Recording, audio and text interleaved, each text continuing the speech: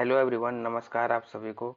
तो एक्चुअली मैं हम लोगों ने पॉलिटी का 2024 का क्वेश्चन पेपर को डिस्कस कर लिया है, वो भी डिटेल में। उसका वीडियो अपलोड हो चुका है। लेक्चर 1 और लेक्चर 2 में 2024 का पूरा पॉलिटी का डिस्कस हो गया है। अब हम लोग 2023 का मतलब कि 2023 से 1999 तक चलेंगे और फिर ये अब टॉपिक बेस्ड होगा। तो चलिए स्टार्ट करते हैं आज का first question. Which of the following statement is reflected the chief purpose of the Constitution of India? तो फिर कॉन्स्टिट्यूशन ऑफ इंडिया का चीफ पर्पस कौन सा है? मैं ये कॉन्स्टिट्यूशन चीफ पर्पस पूछ रहा है, तो ये इसका आंसर है।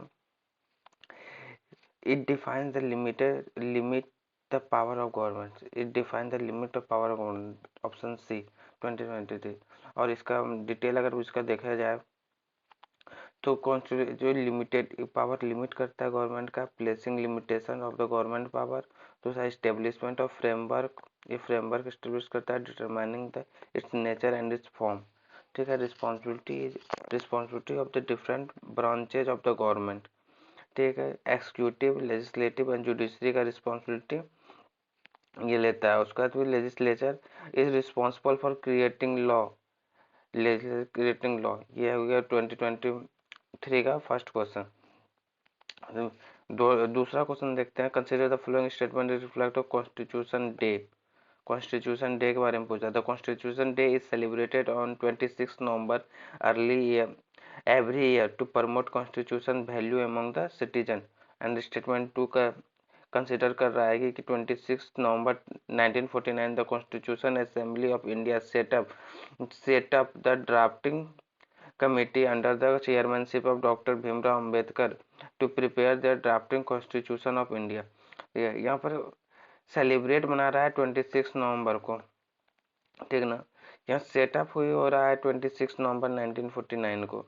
यहाँ पर ईयर मेंशन नहीं है, मतलब ये कि हम लोग गेस कर सकते हैं कि 1949 का ही बात कर रहा है। अगर वो इस दिन सेलिब्रेट हो रहा है तो इस दिन इस दिन सेटअप कैसे होगा? उस दिन तो सेलिब्रेट कब होता है? जब किसी चीज को मन जाने के बाद वो सेलिब्रेट होता है। और वहाँ सेटअप हो रहा है, तो ये डेट की वजह से ये क्वेश्चन तो गलत हो गया। अगर वो स्टेटमेंट 2 गलत हो गया, स्टेटमेंट 2 अगर गलत हो गया तो स्टेटमेंट 1 सही है, तो आंसर हो गया C. Statement 1 is correct, statement 2 is incorrect. ये 26 November of each year commencement to adopt the constitution of India in 1949, ये सही है। Statement 2 drafting committee was established in August 29 August 1947। ये 29 अगस्त 1947 को ड्राफ्टिंग कमेटी का गठन हुआ था, सेटअप हुआ था। तो statement 2 is wrong, statement 1 is correct. So और इसका एलिमिनेशन टेक्निक यही है कि इसमें डेट 90% डेट रॉन्ग होता है, और डेट रॉन्ग होने की वजह से अगर 10 क्वेश्चन में से 8 क्वेश्चन का अगर नहीं जान रहे हैं, फिर भी अगर इंटेलेक्चुअल गेस करना चाह रहे हैं, आप एलिमिनेशन टेक्निक अप्लाई करना चाह रहे हैं, तो 10 क्वेश्चन नहीं जान रहे हैं और डेट और फैक्ट की वजह से, तो वो 98 क्वेश्चन आपका जो एब्सोल्युटली ट्रू होगा। आप पॉजिटिव नंबर में आप हमेशा खेलिएगा। इसीलिए ये डेट हमेशा जब जितना अधिक डेट उतना अधिक चांस है कि वो गलत होने का। तो ये more date more chance to be wrong, गलत होने का चांस अधिक है। और कॉन्स्टिट्यूशनल डे के बारे में बात करते हैं तो संविधान दिवस मनाया जाता है 26 नवंबर को। 26 नवंबर को संविधान दिवस के रूप में मनाया जाता है। And ministry of social justice and empowerment announce the 19 November 2015 that the 26th day of the November would be celebrate the Constitution Day to promote the constitution value among the citizen। ये है। तो 19 नवंबर 2015 को 26 day of the नवंबर को celebrate किया जाता है constitution day. ठीक है ना। और ड्राफ्टिंग कमेटी के बारे में बात करें, ड्राफ्टिंग कमेटी स्टेब्लिश हुआ था 29 अगस्त 1947 में। और फिर ये ड्राफ्टिंग कमेटी का हेड था उसका Bhimrao Ambedkar as a chairman. और 6 other members also is in there. इन ड्राफ्टिंग कमेटी में केवल भीमराव अंबेडकर ने, उसके पास Bhimrao Ambedkar plus Bhimrao Ambedkar Ambedkar plus 6 other member था ये। नेक्स्ट क्वेश्चन देखते हैं। Constitution government means a representative government of a national nation as a federalist with federal structure, a government whose head enjoy the nominal nominal powers, और ये government whose headed enjoy the real powers, एक nominal power, एक head जो है real power. ये दोनों में constitutional government means ये दोनों का मतलब होता है, या फिर एक government limited by the terms of the constitution. ये जो कॉन्स्टिट्यूशन का लिमिटेशन डिफाइन करता है कि आप इतना ही कर सकते हैं, वो कॉन्स्टिट्यूशन डिफाइन कर, वो कॉन्स्टिट्यूशन का मतलब होता है। यस, वही कॉन्स्टिट्यूशन का मतलब है। Government limit by the terms of the constitution, government limit by the terms of the constitution. Option D. और फिर अब 2021 का क्वेश्चन देते, which of the following factors are constitutes the least best safeguard of the liberty in a liberal democracy. Liberal democracy में best safeguard को liberty का कौन define करता है? तो वो that is separation of power.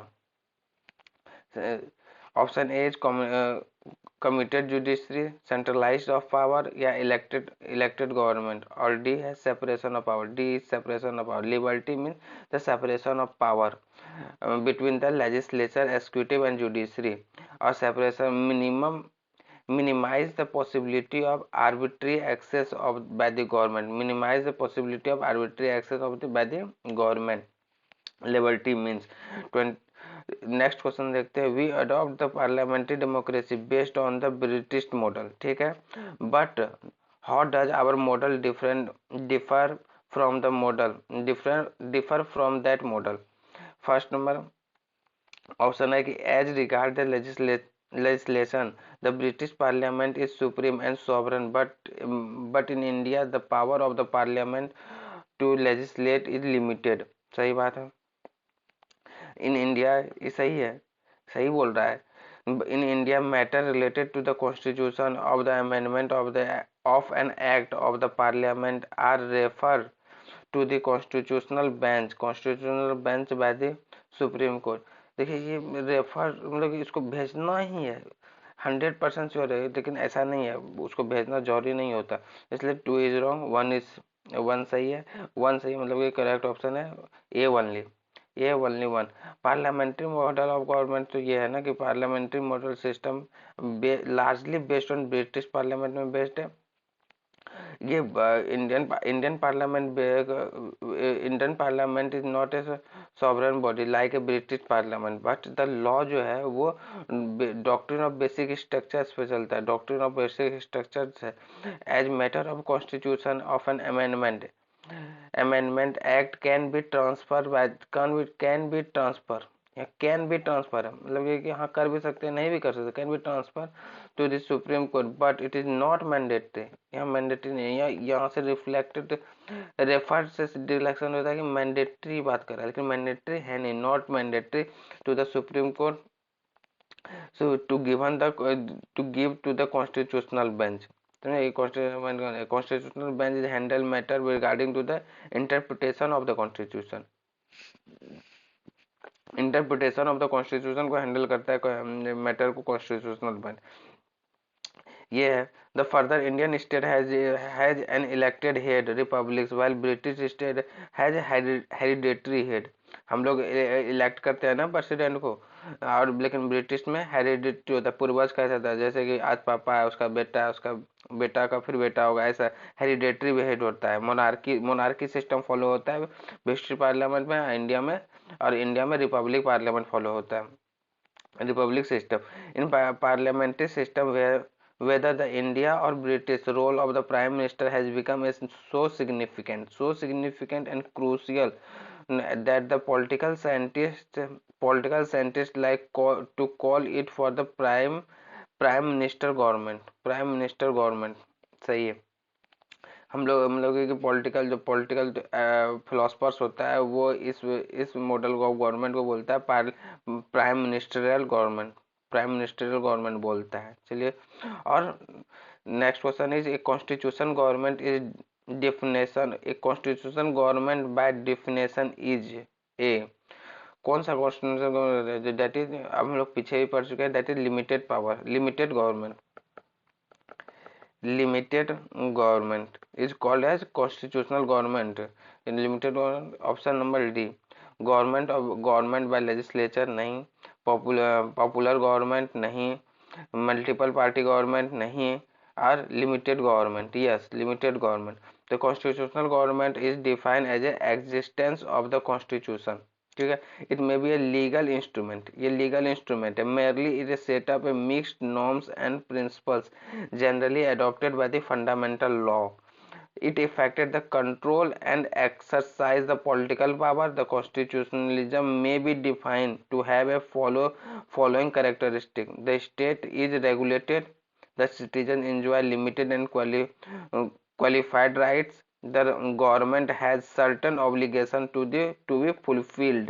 ठीक है, certain obligation to be fulfilled. 2019 का देखते हैं. In the context of polity, which one of the following would be the accept as a most appropriate, mention the word most appropriate definition of liberty.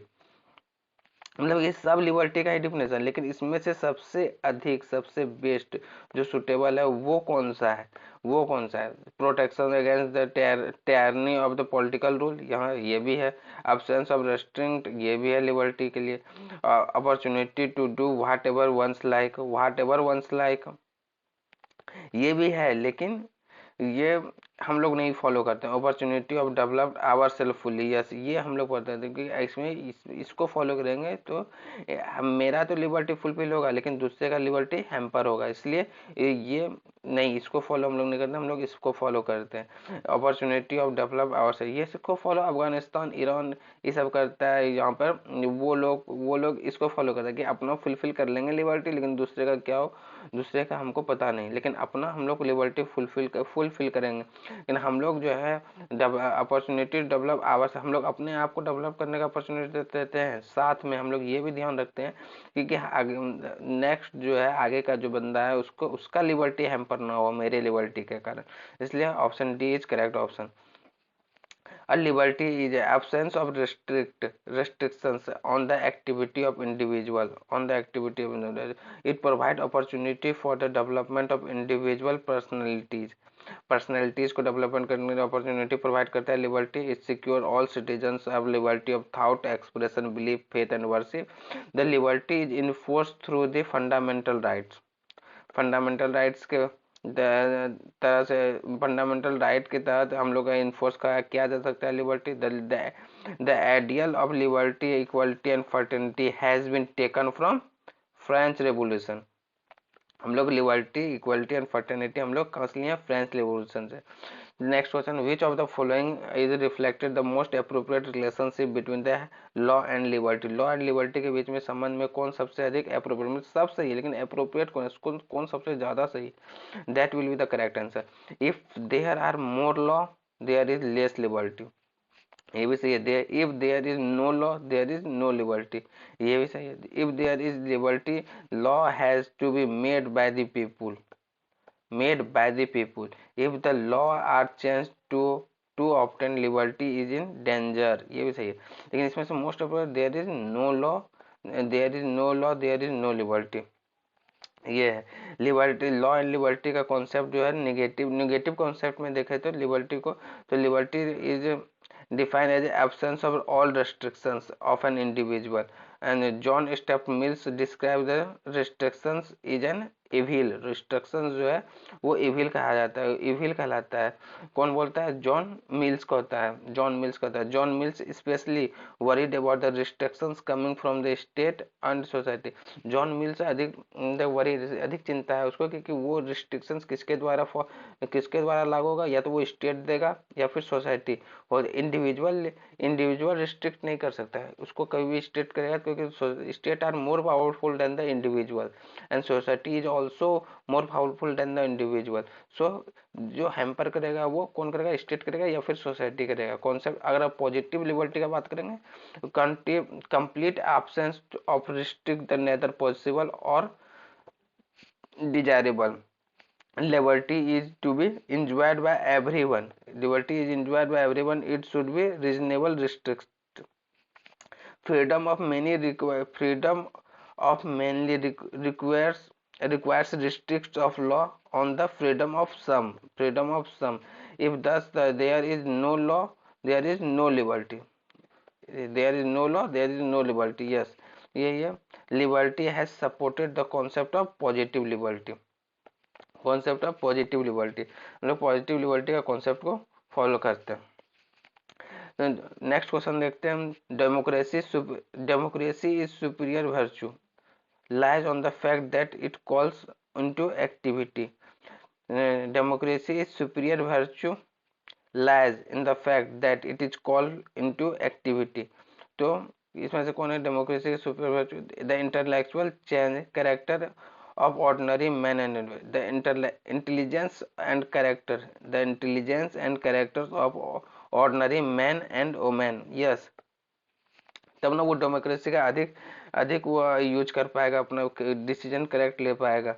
इसलिए A is second. B number the method of the strengthening the executive leadership. नहीं, the superior of individual with dynamic and vision. नहीं, a band of dedicated party workers. नहीं, actually answer is A, the intelligence and characteristics of ordinary men and women. Ordinary men and women वह जो उसी का characteristic जो वो अपना voting rights कैसे देता है, that is called democracy. According to the John Mill, object of government is attainment of value and virtue of in man and their self development. Democracy is a form of government in which people have a authority to choose their government legislature. It allow you to vote to the exercise your intelligence. Allow you to vote and exercise your intelligence. यही intelligence आपका सही सोच सही दिमाग से आप किस party को वोट देना है, किस आदमी को वोट देना है, या फिर कुछ सा कैंडिडेट को अपने जो आपके पास इलेक्शन में खड़ा हुआ है आपके क्षेत्र में उसको वोट देना है. तो वो आपका इंटेलेक्चुअल ही डिसाइड करता है ना, इंटेलिजेंट ही डिसाइड करता है ना. तो with that is called voting rights. Allow you to vote. It gives the liberty and freedom to express so that your intellectual proportional is fulfilled. It ensures adherence of the moral value. It ensures adherence of the moral value and character. Moral value and character such as justice and equality. That is called democracy. So next question, consider following statement. Constitutional government is one which place effective restrictions on individual liberty in the interest of state authority. State authority को देख के individual liberty को hamper करता है, वो कराएगा effective constitutional government. या फिर the place effective restriction on the authority of the state in the interest of individuality. Yes, authority of state को अथॉरिटी को दिया जाए, रिस्ट्रिक्शंस किया जाएगा कि आप इंडिविजुअल पे ये चीज उसका हैम्पर आप नहीं कर सकते. That is two. Answer is B, only 2. Constitutional government. Constitution is a set of fixed norms and or principles generally accepted by the fundamental law. The effective control or exercise the political power. वो effective control करेगा या फिर exercise करेगा political power. That is called constitutional government. Actually हम लोग पहले भी इसको डिस्कस कर चुके हैं. That is very small theme कि जो यहाँ पर थोड़ा सा डिस्कस कर लें. Actually this is already discussed in first phase of the lecture. So next is the instrument of restriction. The instruments of instructions contained in the Government of India Act 1935 has been incorporated in the Constitution of India in year 1950 as. That is government of 1935 act से हम लोग कौन सा instrument लिए हुए हैं instructions का. That is instrument of instructions is also called directive principle of state policy. This is common sense question. That is DPSP is also called taken from Government of India Act 1935. This is also a very large story. That was I simplified in a modern history lecture. So this time this is only non-use as the directive principle of state policy is also called as instruction governance instructions policy, and it is taken from Government of India Act 1935. Yes, the active principle of state policy instrument of restrictions enumerated in the Government of India Act 1935, and Dr. Bhimrao Ambedkar said that the directive principle is an instrument of instructions. Dr. Bhimrao Ambedkar said that directive principle is instrument of instructions and were issued by the Governor General of India by the British government under the Government of India Act 1935.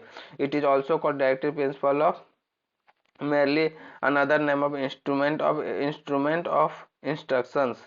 Uh, Legislative and executive established a welfare state.